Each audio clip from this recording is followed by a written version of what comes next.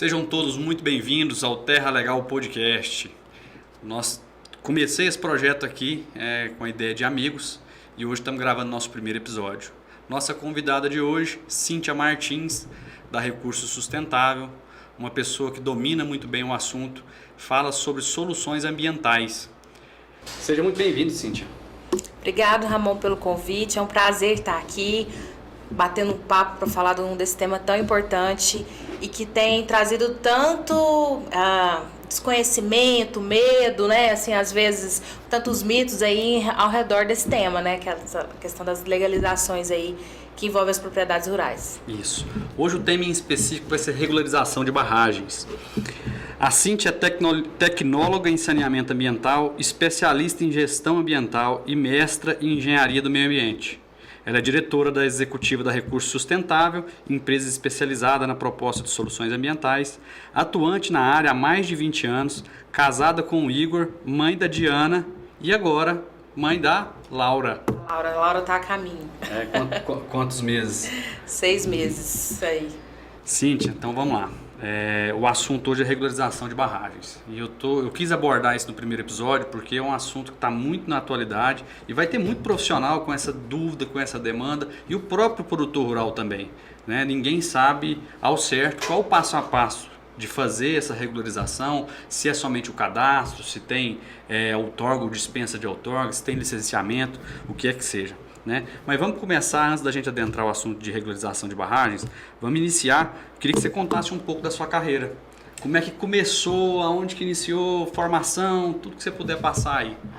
Minha história na área ambiental aí é longa, né? Então eu falo que tenho 20 anos de atuação, que é desde quando eu ingressei na faculdade em 2002. Eu comecei a estagiar e aí passei por diversos órgãos. E o que mais me marcou na minha formação foi minha passagem pela perícia ambiental do Ministério Público do Estado de Goiás. Lá eu tive a oportunidade de ver de tudo um pouco do que se fazia de errado no Estado e aprender como fazer o certo. Então foi aí que começou o meu contato mais íntimo com essa questão da legislação. Você ainda estava na formação, eu estava como estagiária e atuei lá durante um bom tempo. Finalizei a graduação, eu fui trabalhar como consultora em equipes multidisciplinares. Daí eu passei por todo tipo de empreendimento que você imaginar, de um pequeno lava-jato até um porto. Então, tudo isso é uma experiência vasta aí. Então, passei aí por diversos tipos de empreendimento, no setor no agro, na indústria, na área de infraestrutura. Então, tive aí essa intimidade aí ao longo de muitos anos aí nessa área. Até que em 2009 eu cheguei para cuidar da área ambiental de um grande grupo de engenharia que tem sede em Goiânia, mas tem atuação no Brasil todo. E lá eu fiquei durante 14 anos cuidando de todas as questões ambientais. Tudo que relacionasse a questão ambiental estava comigo, estava na minha mão. Então, desde licenciamentos das obras verticais locais, os grandes empreendimentos, as propriedades da empresa. E aí foi lá que aconteceu o meu primeiro contato com essa questão de barragens, porque caiu na minha mão 2 hidrelétricas para eu poder fazer o gerenciamento ambiental. Logo hidrelétrica. Hidrelétrica nesse tem porte. O quê? Grandes, né? Tem grandes reservatórios. E lá, nesse momento, eu comecei então a ter o contato primeiro aí, quando começou a surgir o assunto de segurança de barragens. Que tudo isso que a gente está falando de regularização de barragens nasce na necessidade de garantir a segurança dos barramentos. Às vezes as pessoas não entendem o porquê. A gente pode até falar mais detalhado sobre isso. E aí a gente começou, naquele momento até então, no setor hidrelétrico, quem cuida da regularização de barragens é a ANEEL, né? Ela que é a responsável, junto com a ANA, por cuidar dessas questões. Então a gente, naquela época, eu comecei a ter essa primeira experiência aí, quando surgiu a legislação nacional, a Política Nacional de Segurança de Barragens, com todos os desdobramentos. E aí depois, ao longo desse período, eu fui cuidando também das propriedades da empresa, depois, mais tarde, dos meus clientes, assim, quando eu abri a Recurso Sustentável, e aí, sempre acompanhando, passo a passo, o que estava acontecendo nessa questão do cadastro de segurança de barragens, do licenciamento e essa nova reformulação do licenciamento ambiental em Goiás que trouxe muitas mudanças e muitos mitos aí para todo mundo, né? Tá, rapidinho a gente vai entrar nesse assunto em específico, mas já que você tocou no assunto da Recurso, conta um pouquinho dessa migração, dessa carreira aí para empreendedora realmente, onde você vestiu a camisa da Recurso e está fazendo acontecer. Você tá no mundo corporativo, é uma situação, e você ir para o mundo, vamos dizer assim, sem empreender é outra coisa, né? Então, mas sempre essa vontade existiu dentro de mim. Eu nunca fiquei assim, naquele sentimento que eu iria sempre estar na carreira corporativa ou tentar um concurso público, porque eu sempre queria construir, queria trabalhar com aquilo que eu gosto. E aí, quando a gente quer isso, a gente tem que trilhar o caminho da gente, né? Eu falo assim, eu quero trabalhar com isso, eu vou escolher o que eu vou fazer. Às vezes, no mundo corporativo, você vai, às vezes, sendo guiado ali de acordo com as necessidades da corporação que você está. E, para mim, isso não era o que estava mais me satisfazendo. E aí, outra coisa mais importante para mim ainda foi justamente a questão de eu ter liberdade. Liberdade de escolher meus clientes, liberdade de organizar minha agenda, de estar nos projetos que eu acredito. Então, em 2016, eu comecei a sentir a necessidade e comecei a fazer a minha preparação, entender onde que eu poderia atuar.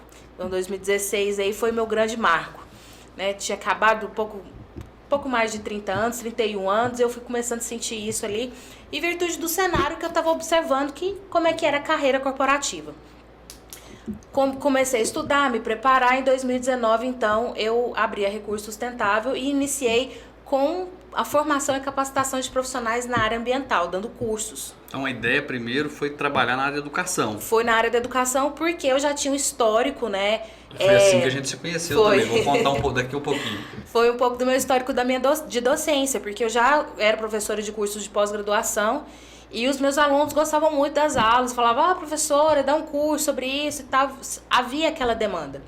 E, em paralelo, eu estava enxergando todo esse movimento da mudança da legislação ambiental no estado de Goiás. Eu já sabia que isso ia acontecer e eu estava participando disso nos bastidores.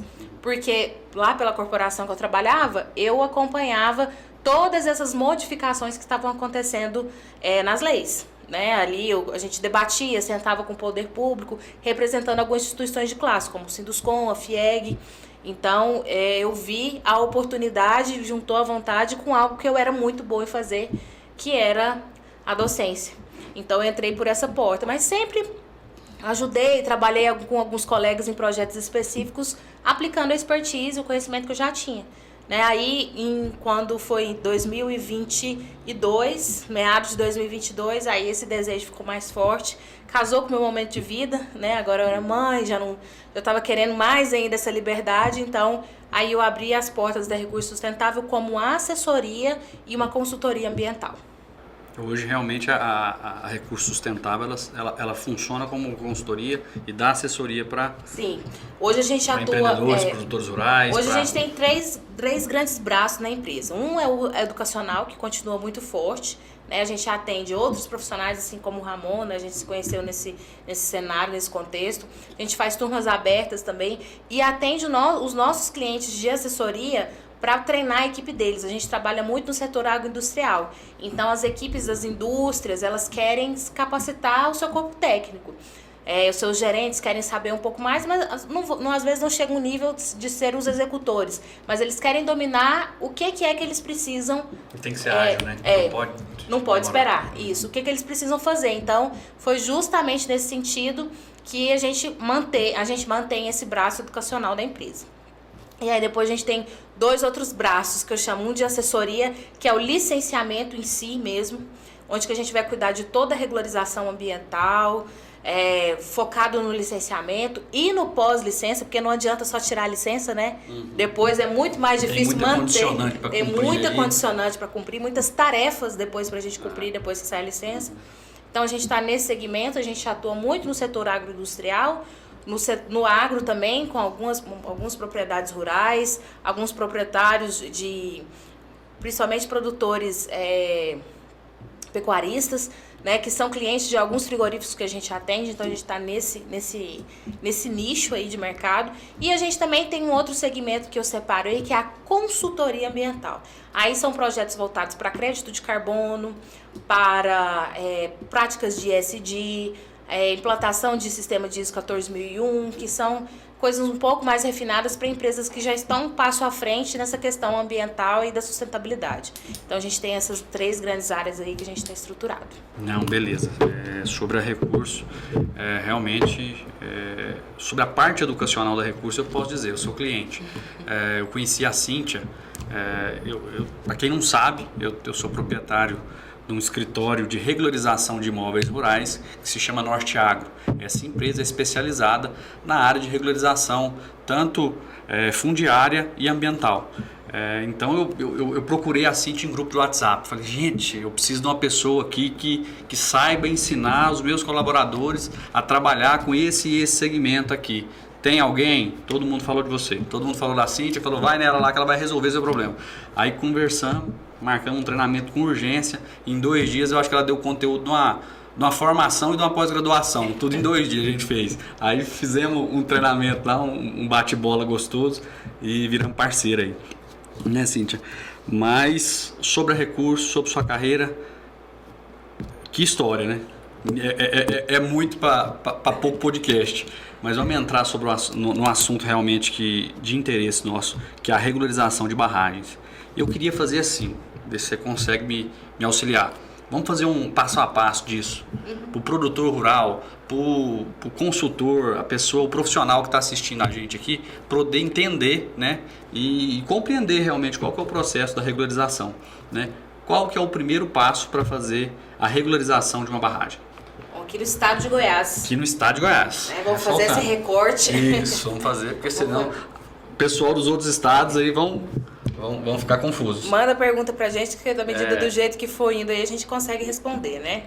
Mas aqui no estado de Goiás, o primeiro passo é fazer o cadastro de segurança de barragens, dentro do sisteminha que chama CIESB, que ele é administrado pela SEMAD Goiás.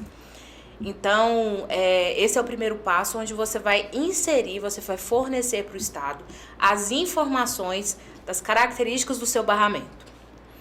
Para isso, né, você vai ter que preencher esse cadastro e ele tem uma série de informações a respeito do tamanho do seu reservatório, da idade que ele foi construída, da estabilidade, né, da estrutura, dos instrumentos que existem ali, se tem algum piezômetro, se tem algum instrumento que foi colocado na barragem de acordo com o tamanho, né, dependendo da barragem, se tem ladrão, se tem sifão, né, todos aqueles equipamentos ali, você vai apresentar essas informações para o Estado. Ao final do cadastro, ele vai dar lá um farol, né? Se o seu barramento ele tem um alto grau de risco ou não, ele vai dar isso para você. E existem vários tipos de cadastro, né? Pelo menos 2 grandes tipos de cadastro, que é o cadastro simplificado e o cadastro completo.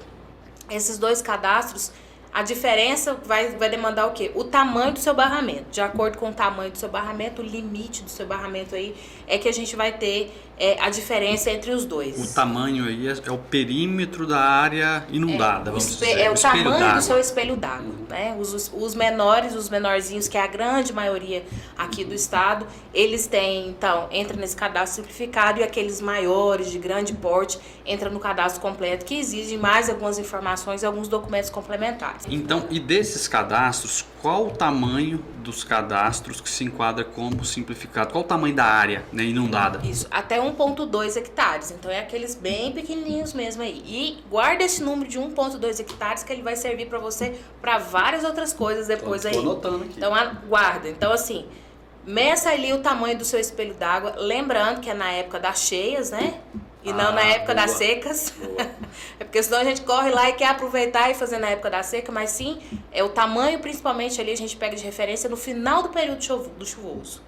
Então, o seu espelho d'água nessa fase aí é que você vai pegar como referência, então, para você tirar o tamanho do seu espelho d'água. Se for aí até 1,2 hectares, você está numa situação bem tranquila, com poucas demandas para serem feitas. O produtor rural que tem me procurado, eles falam assim, não, mas lá na seca não tem água não, lá seca tudo. Eu falei, o problema não é a seca, é a cheia. Mas se tiver a barragem no curso d'água tem que ser cadastrada, né? Tem que ser cadastrado, porque é um barramento de água de um curso intermitente, né? E não um curso perene. Ou seja, barrou o curso d'água, tem que ser cadastrado. Tem que ser cadastrado. Não, tem que ser regularizado. Tem que ser regularizado. Mas por quê, né? Muita gente fica assim, chega pra mim perguntando assim, por que que eu preciso cadastrar isso? Ah, é só mais uma informação pro governo? Não necessariamente.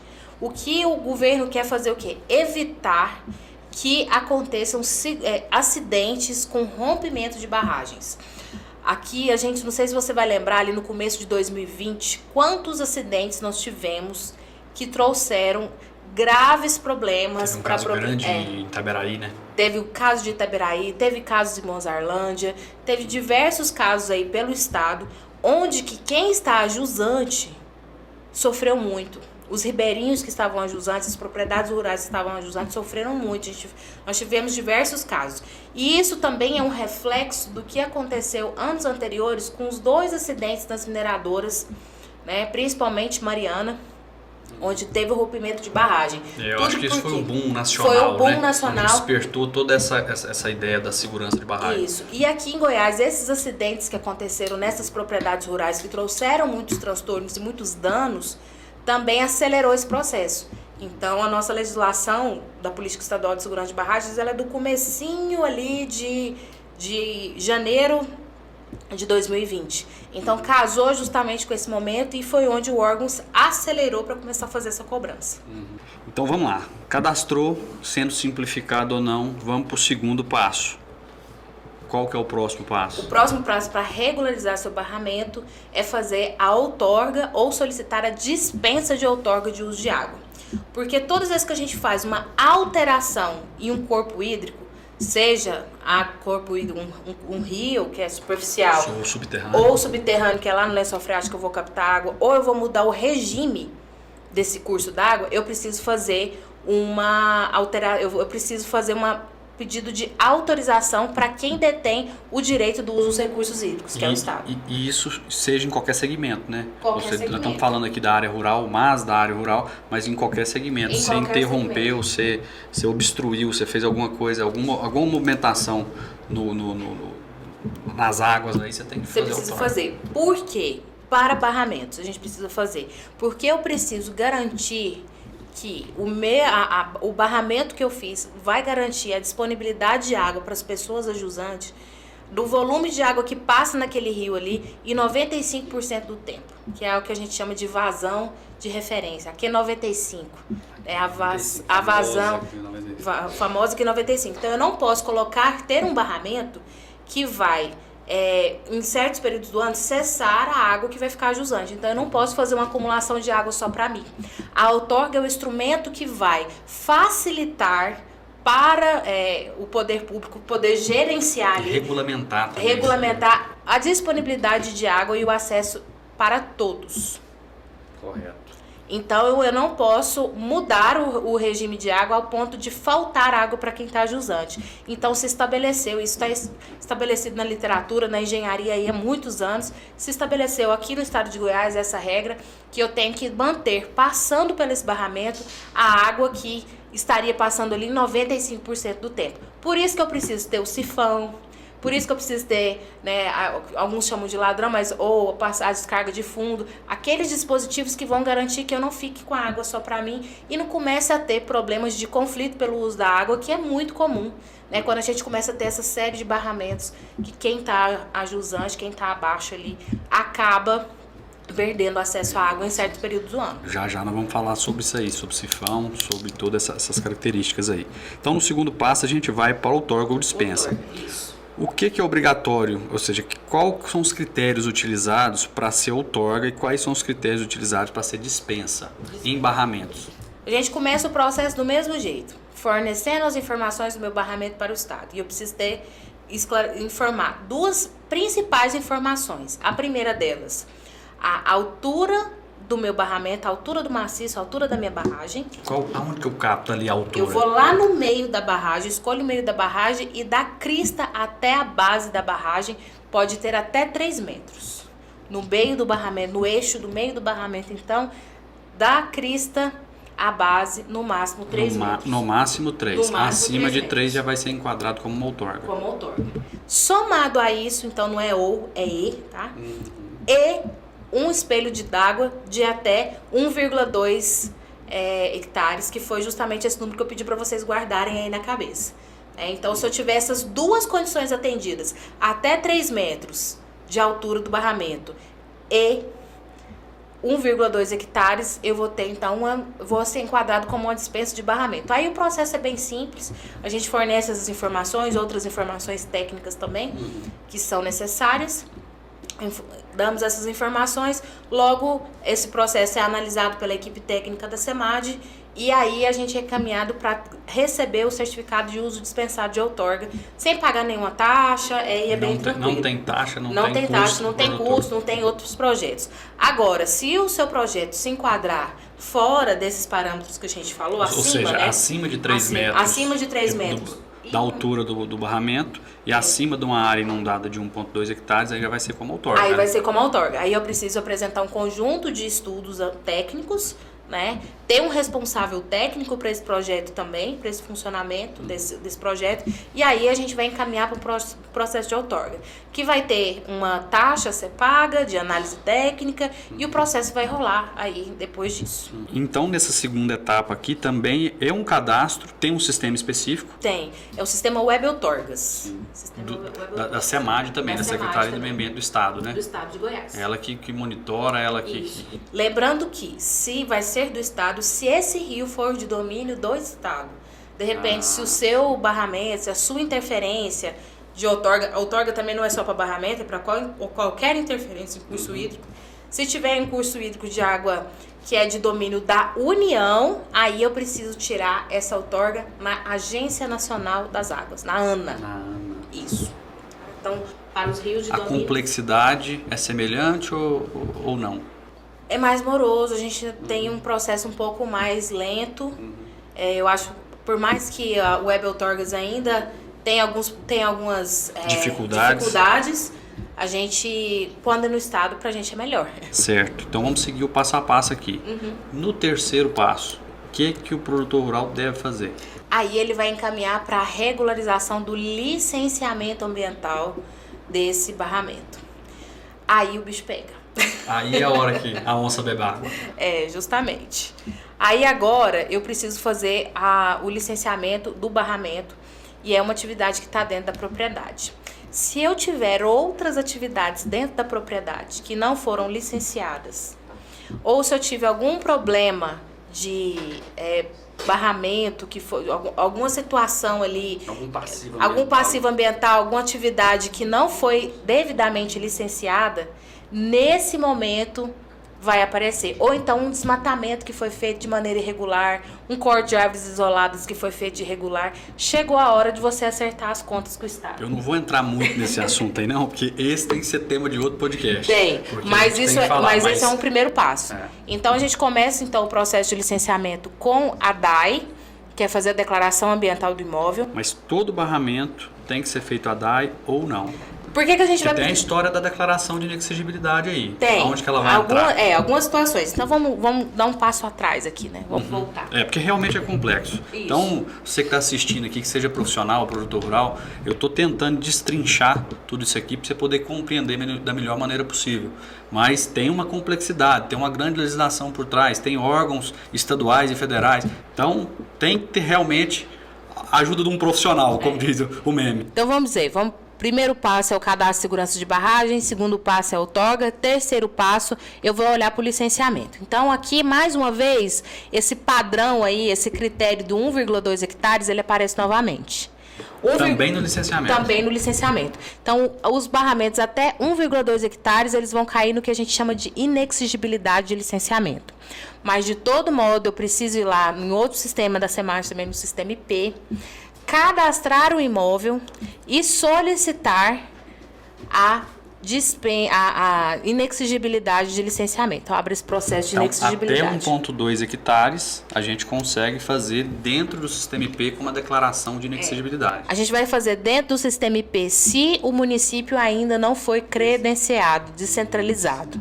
Então, existem alguns municípios do estado que foram descentralizados, a gente vai fazer isso na Secretaria de Meio Ambiente do município, mas para a grande maioria ainda dos municípios do estado, a gente vai fazer isso dentro do sistema IP.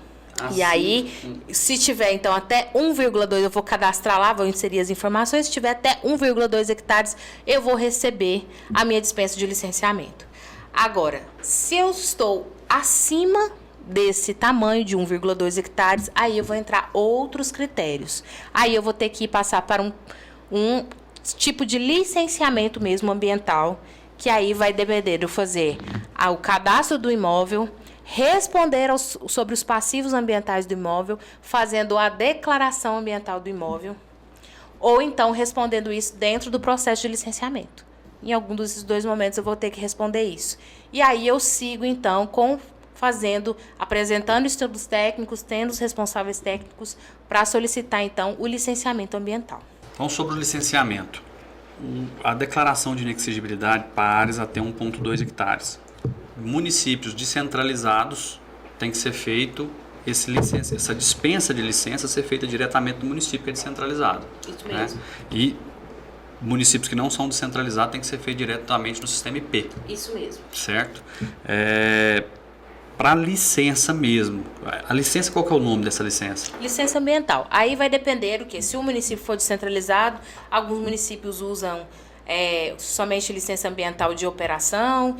Aí, se o seu empreendimento cair no licenciamento corretivo, vai ser primeiro licença corretiva, depois vai ser licença de operação. Cada um aí, mas você não precisa muito preocupar com o nome dessa licença, não, porque o próprio órgão vai te orientar. E se for dentro do sistema IP, ele já vai enquadrar. De acordo com a gente vai respondendo, tem um vasto questionário lá de muitas perguntas. Na hora de preencher a DAI, né? Tanto na hora de preencher a DAI, quanto na hora de preencher a solicitação de licenciamento, tem muitas perguntas. Então, a gente vai respondendo as perguntas e aí o próprio sistema direciona o tipo de licenciamento que a gente precisa colocar. Então, não somos nós que escolhemos o tipo de licença, é o próprio sistema de licenciamento que direciona qual que é o tipo de licença que vai sair para mim. Para quem nunca escutou esse nome aí, DAI, é a Declaração Ambiental do Imóvel. Isso aqui no estado de Goiás tá se executando, está tendo esse cadastro agora. E é uma forma de regularizar seu imóvel que tem passivo. Então, ele colocar tudo a pratos limpos para a Secretaria do Meio Ambiente. Né? Isso. Para você licenciar qualquer atividade dentro da propriedade, especialmente da propriedade rural, você precisa fazer a quitação dos seus passivos. Você precisa fazer essa regularização. Só que a DAI ela é voluntária. Você escolhe fazer ela ou não. É um ato declaratório. É um ato declaratório, mas que tem análise técnica, não é só aquilo que eu declaro, que eu digo ali, tem uma análise técnica. Só que se eu não fizer a DAI, eu vou ter que responder as mesmas perguntas dentro do processo de licenciamento ambiental. Então, aí me pergunta, qual que é, então, a vantagem de fazer a DAI? Fazer a DAI, você tem a possibilidade de fazer um termo de conduta, assinar um TAC com o órgão, um termo de compromisso ambiental, o nome correto é esse, onde você tem um prazo e tem condições de se regularizar de forma precária, né, de forma temporária, para você conduzir suas atividades de maneira legalizada. Então, você cuida disso, resolve isso antes. Agora, quando você escolhe fazer isso dentro do processo de licenciamento, se você tiver passivos, você vai precisar sanar todos os passivos antes de concluir seu processo de licenciamento. Então, a vantagem de se fazer a DAI é essa, que a gente consegue conduzir o processo de licenciamento mesmo com pendências a serem cumpridas ainda. Entendi. Então, essa é a grande vantagem. Todo mundo pode fazer a declaração ambiental do seu imóvel, tendo licenciamento de barragem para fazer ou não. Qualquer um pode fazer. Se você não tiver nenhum tipo de passivo ambiental, ótimo. Você já sai com a declaração lá, é tipo uma certidão negativa de danos ambientais, de passivos ambientais do seu imóvel. Isso é uma coisa que valoriza seu imóvel, hoje em dia. Agora, se você tiver algum passivo, você já resolve tudo. E para o momento que você precisar fazer o licenciamento, de qualquer atividade, o registro de qualquer atividade, você já resolveu ali, já está tudo ok. E a gente que atua nessa área aqui, eu tenho visto diariamente, na prática, vamos dizer, muitos clientes que procuram a gente para dar assessoria na hora da compra de imóvel rural, né? Muitos clientes que procuram a gente para regularizar cadastro, georreferenciamento e toda essa parte fundiária que vai levar esse imóvel para garantia. O que essas instituições financeiras mais estão olhando é sobre passivos ambientais. Então hoje não tem como o produtor rural falar de regularização sem a gente falar da regularização ambiental. Hoje a gente está tratando em específico do barramento, mas é a regularização ambiental do seu imóvel. Isso tem que estar totalmente equilibrado, né, para poder ter todas essas certidões, essa documentação que seu imóvel está kit, está tudo ok. Né? E o barramento, o licenciamento do barramento é a porta de entrada, eu vou dizer assim, é onde que a gente está falando mais sobre esse assunto. A gente está aproximando de uma data marco aí, que é 30 de abril, não é? Tá aí, 30 de abril é uma data muito importante para a gente, porque a gente já teve esse prazo prorrogado pela terceira vez, para que a gente fizesse o cadastramento e toda a regularização dos barramentos sem a incidência de multas. Aí que tá, você falou sobre o prazo, mas vamos falar, quem não se cadastrar no prazo, o que pode ocorrer? Aí ele pode receber autuações depois e ser multado. Realmente ela e vai... embargos na sua propriedade, isso. Ela pode até ser embargada. Pode receber embargos posteriormente. E para tirar um embargo... E a história... Aí é o tema para outro podcast. É para outro podcast. Embargos. Então, produtor rural, você que é profissional também, que está aí do outro lado, que assessora produtores rurais, tem que ter esse diálogo, essa orientação. E você que é produtor rural, não deixa para a última hora, não. Estamos iniciando, estamos finalizando agora o mês de março, vamos para o último mês, né? Então, é para ontem, né? É para ontem. E principalmente o seguinte, o barramento, né, a gente sempre fala, né? Eu venho do interior também, sou filha, neta de produtor rural, então assim, a gente sabe que ter água na sua propriedade valoriza, e muito. Só que se você não se preparar agora, né, se o seu cliente não se preparar agora, essa água que tem na sua propriedade, esse barramento que tem na sua propriedade, ele vai trazer um passivo. Ele vai fazer desvalorizar a sua propriedade. Né? E tem uma coisa, então eu já não quero isso, eu vou desmanchar esse barramento e vai ficar por isso mesmo. A conta ficou, ela existe, o passivo existe. A imagem de satélite não mente. A imagem de satélite não mente, não ela apaga. Ela está lá, no histórico. A gente teve, durante muitos anos, a gente não tinha, né, essa noção que o nosso nível de tecnologia chegaria tão rápido. E hoje, todas as fiscalizações, as grandes fiscalizações aí do Estado, elas acontecem todas por imagem de satélite. A gente teve uma atuação muito forte agora no final do ano passado, né, sobre desmatamento no estado de Goiás e tudo com auxílio da tecnologia. Né? E essa mesma tecnologia que capturou um bocado de produtor que estava desmatando a área que não podia ser desmatada, né? Essa mesma tecnologia vai auxiliar também na captura desses barramentos que não estão sendo regularizados. Exatamente. Então, isso agora vai começar. A gente teve o prazo, né? O Estado ele deu esse prazo. O ano passado, esse prazo era para ter findado o ano passado. Aí veio um movimento aí e veio um político e veio uma lei que prorrogou esse prazo agora para 30 de abril. Então a gente já está assim, já está na recuperação, né? Vamos dizer assim, já está na prorrogação. Está na prorrogação. Né? Já passamos o primeiro, o segundo tempo, já estamos na prorrogação. Eu acredito que esse prazo não vai ser mais dilatado, né? Acho que eu também acredito que também não vai ser mais. E chegou a hora, então, de resolver todas essas questões. O cadastro e a outorga ou dispensa do outorga até dia 30 de abril, é isso mesmo? Isso mesmo. Mas o licenciamento tem um prazo diferente, não tem? Ou não? Eu também não sei. Essa questão do licenciamento... Foi uma dúvida que um produtor me perguntou.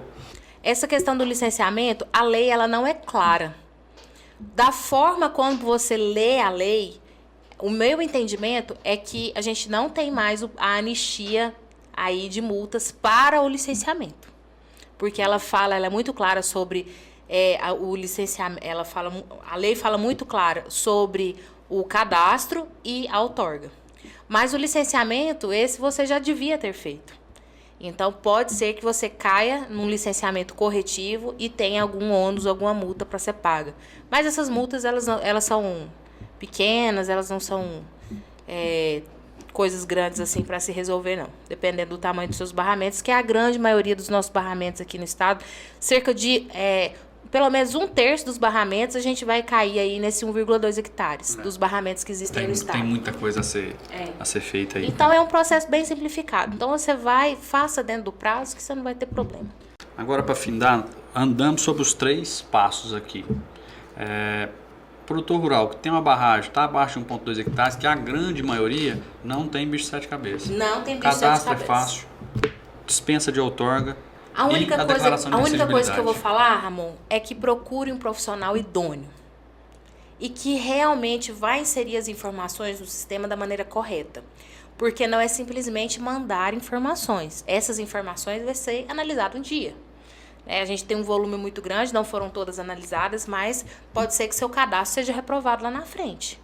Então, procure um profissional idôneo, tanto para o cadastro, quanto depois para a outorga. Se você colocou informações erradas, você vai ter um documento que não retrata a realidade do que você tem lá. E a gente só está vendo a possibilidade e o aumento aí das tecnologias para essas fiscalizações sem a necessidade de ter um profissional, um fiscal em loco para fazer fiscalização. Hoje os satélites da SEMAD pegam uma resolução de 1 metro quadrado. É muita coisa. Não é? Tem que saber o que faz. Tem que saber o que faz. Então, assim, não é só ir lá e fazer um papel. O que eu quero deixar claro é isso. Tem que inserir as informações de maneira clara, precisa e verídica. E outra coisa que eu vou deixar aqui de informação, para ficar bem claro, para ninguém depois falar que a gente não comentou sobre isso. Os profissionais que estão inserindo informações inverídicas nos processos também começaram a ser autuados agora. Tive agora, semana passada, com uma pessoa que já foi minha aluna, me pedindo ajuda para responder, porque inseriu informações inverídicas num processo e ela recebeu uma autuação. Então, você que é profissional, que está aí do outro lado, que acompanha o Terra Legal Podcast, tem que saber o que faz, né? Tem que saber o que faz. Honra seu CREA, não é? Honra seu CREA aí, porque às vezes talvez o órgão não tem, o conselho de classe não consegue chegar nesse nível aí, mas a gente está começando a ver os primeiros profissionais a serem responsabilizados aí por essas informações. E quando a gente assina lá a responsabilidade técnica, a gente realmente traz isso junto com a gente. Por isso que a nossa responsabilidade técnica ela tem um valor, não é um preço, é um valor agregado muito alto ali. Então, o que eu vou falar para quem tem até 1,2 hectares, né? Faça direitinho, insira as informações direitinho para que você não tenha os seus cadastros, as coisas reprovadas lá na frente, né? Essa aí é que é a minha principal questão, porque a gente ano passado teve muita gente fazendo isso de maneira cartorial, como se fosse só preencher mais um papel, e não é bem por aí. Não é bem por aí. Realmente, no nosso escritório lá, eu já contei aqui, né, da Norte Agro, teve muita demanda desse tipo de serviço, foi uma explosão de demanda, foi onde a gente se conheceu, né, Cíntia, e tentei aprofundar ao máximo, estudei isso a fundo, né, li sobre essa legislação, varei a noite ali tentando entender, porque a legislação é ampla, tem a nacional, tem estadual, tem muitos sistemas, para você compreender e dominar para fazer da forma correta. Então, você que é profissional que está acompanhando aí, tem que ficar ligado, tem que estar antenado realmente das informações que você vai fornecer, porque também está seu nome junto ali, né? E fora a dor de cabeça que você vai trazer para esse produtor rural, que você fazer da maneira equivocada. Exatamente. Né? Outra coisa, vamos para algumas dúvidas assim que eu escuto muito, né, de produtores rurais. Cacimba de água tem que ser cadastrada? Ela não está no curso d'água. Um tanque escavado. Se ele tiver, qual que é vamos dizer assim, qual que é o conceito de barramento? Barramento é barrar um curso d'água. Um curso d'água. Então, se você tem uma nascente que gerava um curso d'água, você barrou, e essa nascente está debaixo ali, é um barramento. É um barramento. Concorda? Sim, no pé da letra ele vai ser um barramento. Agora, se você foi lá, entrou com a máquina, escavou, até chegar ao nível do lençol freático, aí você fez uma cacimba. Aí não entra. No nosso entendimento, não entra isso. Mas se você trouxe um barramento, pôs uma barragem onde que havia um curso d'água natural, aí, nesse caso, sim, é um barramento, você precisa fazer todo esse processo. Tem que ser cadastrado. Tem que ser cadastrado. Só um adendo. Portanto, se você está tirando água do lençol freático, mesmo com o tanque escavado, nesse caso cabe a outorga. Não cabe o cadastramento de segurança de barragem, mas ele cabe a outorga. Mas aí para fazer a outorga, a dispensa, ele vai precisar do cadastro. Mas aí ele não vai entrar, ele vai entrar como um reservatório de acumulação de água, ele não vai entrar como um barramento. A característica da atividade é diferente. Mas tem que regularizar. Mas tem que regularizar também da mesma forma. E essa é a nossa ideia aqui, trazer conhecimento para o pessoal que está aí do outro lado para regularizar imóvel rural. E se tratando de parte ambiental, especificamente em barramento, a Cíntia é uma exímia professora e doutora nessa área, por isso que eu quis trazer você aqui, Cíntia, além das inúmeras indicações que eu recebi, treinamentos em company, quem não tem essa demanda aí no seu escritório, na sua empresa, quiser contatar ela, no final a gente vai deixar o contato dela aí também. Mas eu acho que deu pra gente destrinchar o assunto aqui, né? Falamos bastante coisa, bem detalhado, né, para que todo mundo entendesse, desmistificasse, entendesse que é 3 etapas, não é porque fez isso, agora inventaram outra coisa, não.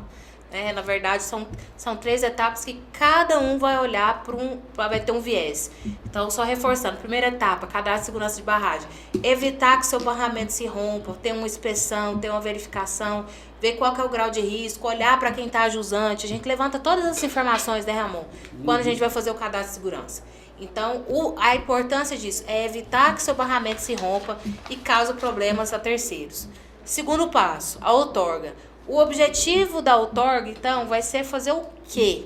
É justamente regularizar o acesso à água. Tornar o acesso à água justo.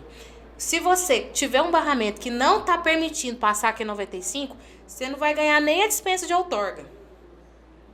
Não é só inserir, por isso que eu estou falando que não é só inserir as informações do sistema. Você precisa inserir as informações de maneira correta e de acordo com a realidade, porque eu não posso gerar conflito de uso de água a jusante. E a questão ambiental, o terceiro passo aí, que é o licenciamento ambiental, aí ele vai olhar para a sinergia dos impactos ambientais, quais os possíveis problemas ambientais, as outras questões ambientais que estão relacionadas com a existência de um barramento de água, que altera principalmente a fauna, a presença de vetores, insetos, transmissores de doenças, a questão das APPs, isso tudo vai ser olhado dentro do licenciamento. Então, não são simples cadastros. Todos eles têm um objetivo muito claro frente à política pública aí, de como que a gente trata, né, as questões ambientais, para trazer para trazer essa questão das propriedades rurais serem cada vez mais sustentáveis, né? São 3 vieses aí importantes. E é bom você esclarecer isso tudo, Cíntia, porque a gente que está ali, vamos dizer, de empreendedor, a gente está na trincheira ali, na linha de frente com o produtor rural, eu recebo muito esse tipo de questionamento. Mais um cadastro do governo, mais uma coisa para dificultar a vida do produtor rural, e a gente sabe das atividades agropecuárias, né, no estado e no Brasil, como é que estão enfrentando dificuldade, mas, ou seja, não é mais, é uma forma de regularização para a segurança da população, para a segurança das águas, para a gente ter o licenciamento ambiental como uma forma de regularizar, né? Sobre os impactos ambientais, né? Para a gente conseguir evitar conflito. Qual que é a grande função do poder público? Não é evitar conflitos, administrar as pessoas, né? Administrar o meio ali para que não falte para ninguém, para que seja equitário para todos.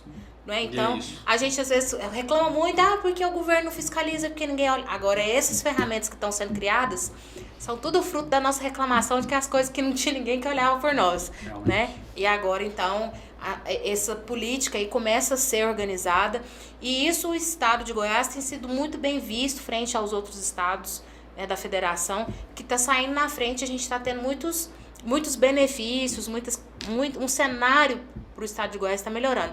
Claro, há muitos problemas nos sistemas, há muitas coisas para evoluir ainda, mas eu creio que com o diálogo, a forma como vem sendo conduzido, a gente tem avançado muito em relação ao que eu assisti aí nesses últimos 20 anos e que eu recebi de relatos das pessoas também de mais experiência das quais eu já trabalhei. Então, realmente, hoje eu vejo de outra forma. É uma forma da gente regularizar. Já existiam leis federais que tratavam sobre isso, que tratam sobre isso, e agora a gente só trouxe isso para o âmbito do estado para a gente regularizar dentro das nossas propriedades, para que fique realmente tudo seguro e conforme para todos. Isso mesmo. Então, só reforçar a data, dia 30 de abril de 2024. De abril de 2024. Essa é a data X. É a data marco aí, para quem não quiser, né, levar multas. Vou fazer uma última chamada aí. Produtor rural, você que ainda não cuidou de tudo isso que a gente contou aqui, você que ainda não fez nem mesmo o cadastro de sua barragem, inicie o quanto antes. Fuja de embargo, fuja de multa, de taxas dos órgãos competentes aí. Procure um profissional realmente idôneo, como a Cíntia falou, um profissional que possa te atender e que possa trazer a realidade do que está lá no seu imóvel, trazer todas essas informações do seu barramento de forma correta, coerente. Então, a data é essa, 30 de abril. 30 de abril. Data marco aí. Certinho, Cíntia. Então, para finalizar, Cíntia, eu queria que você deixasse seus contatos aí, né? Da Recurso, vende seu peixe. Agora, no comecinho do mês de abril, a gente vai fazer a última chamada, a gente vai fazer um workshop para falar da parte técnica, toda essa conversa que a gente teve aqui de regularização de barragens. Nós vamos ter um workshop que vai ser ao vivo, transmitido via Zoom, para todo mundo, em todo o estado poder participar, onde nós vamos debater todos esses detalhes técnicos. Vai ser online. Vai ser online, vai ficar gravado depois, para quem quiser assistir depois. Mas agora no comecinho do mês nós vamos ter falando sobre essa regularização de barragens. E onde que a gente vai explicar sobre o cadastro, sobre o passo a passo da outorga, o licenciamento, o que precisa fazer, tirar todas as dúvidas, explicar sobre os estudos técnicos que precisam ser feitos, quem é que pode, quem não pode assinar cada estudo técnico, porque às vezes até os próprios profissionais têm muita dificuldade quanto a isso. Então agora no comecinho do mês a gente vai ter. Como é que eu fico sabendo? Acompanhe a gente nas nossas redes sociais, recurso.sustentável, e pode nos procurar lá que a gente vai ter o maior prazer de falar, debater, conversar com vocês lá. A gente conversa muito sobre isso. Nós temos um grupo de WhatsApp também da Recurso Sustentável, que lá no nosso Instagram você vai achar todos os caminhos para isso, para você poder participar, e onde a gente tem uma troca muito rica, né? Acho que você chegou um pouco em mim por meio desses grupos aí que a gente administra. Tem muitos profissionais, tem mais de 500 profissionais aí de atuação, principalmente no estado de Goiás, mas em estados vizinhos também, onde que a gente tem uma troca grande de informação e uma comunidade muito forte. Então, convido você a participar, tanto do workshop, nos seguir nas redes sociais e participar desse grupo aí que é muito forte. Nas redes sociais eu já sigo, mas o workshop eu quero participar. Se eu não conseguir estar presente, alguém da equipe lá vai estar. Aí depois você assiste também. Isso aí. Viu? Então, eu queria agradecer a sua participação, Cíntia. Foi muito enriquecedor todo o conteúdo que você trouxe. Eu sabia que você, como a primeira convidada e com um assunto tão relevante, ia engrandecer muito o nosso primeiro episódio aqui. Viu? Muito obrigado. Obrigada mais uma vez, Ramon. Fico muito feliz com esse projeto que você está começando agora, de trazer informação. Eu acho que existe muito mito e muita vontade de reclamar, né? É tanta carga que a gente recebe, mas tem muito isso. E a gente trazer a informação para que cada um realmente tenha seu olhar crítico, sua visão com propriedade, com segurança da informação que está recebendo, é fundamental. Então, tá de parabéns por esse projeto, que venham muitos outros episódios, tá? Obrigada pelo convite. E você que está aí do outro lado, essa é a ideia do Terra Legal Podcast, trazer conhecimento para você produtor rural, para você profissional que está aí, que quer buscar informações sobre regularização de imóveis rurais. É isso que a gente vai trazer, profissionais com experiência, prática, trazer esse bate-papo, esse esclarecimento. E você está convidado para o próximo episódio.